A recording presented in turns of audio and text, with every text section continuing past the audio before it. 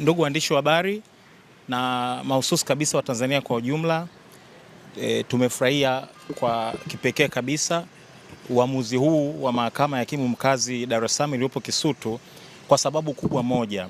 Ni uamuzi ambao haukuwa mwepesi, ni uamuzi ambao ulihitaji ushujaa wa mahakama. Katika hoja zetu tulialika mahakama iwe kubwa, yani we invite the court to be greater, na tunashukuru kwamba mahakama imetusikiliza na tunaamini imejijengea heshima ya kipekee sana siku hii ya leo.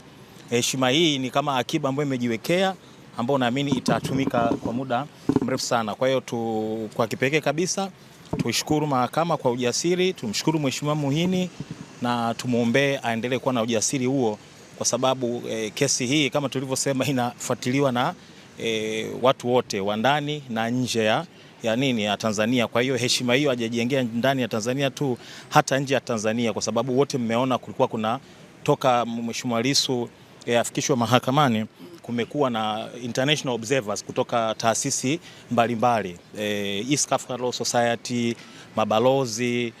Kwa wale wote wanabeba reflection ya kwamba basi angalau mahakama zetu zinaweza kuwa na ujasiri.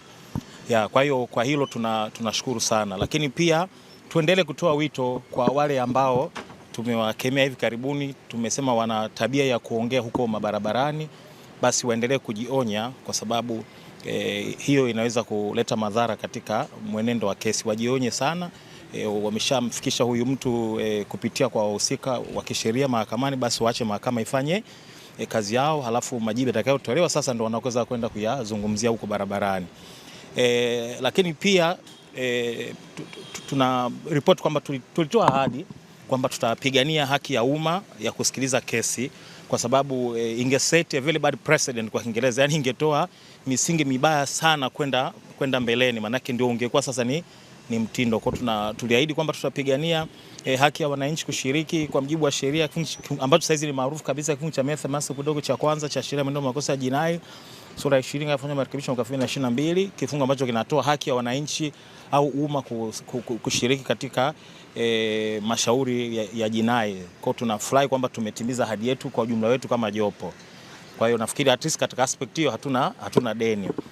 Sasa kunapokuwa na haki kuna responsibility pia. Kwa hiyo watu wetu tunawaomba, kwa sababu masharti ya mahakama ni kwamba wale wanaokuja kuhudhuria wajiconduct properly, yani wajitahidi kuwa na nidhamu. Sasa wasituangushe sisi ambao tumevuja jasho na damu mpaka kufikia uamuzi huu. Watakapohudhuria tarehe 19 waje kwa utulivu, ili wasitoe kisingizio kwa mtu awaye yote kwamba unaona sasa tulikuwa tunakwepa kitu kama hicho. Kwa wajitahidi waje kwa wingi kadri busara na nafasi inavyoelekeza, lakini watakapofika basi wajitahidi kubehave kama nilivyosema, ili wasituangushe sisi mawakili ambao tumefanya kazi ngumu kwenye mazingira magumu na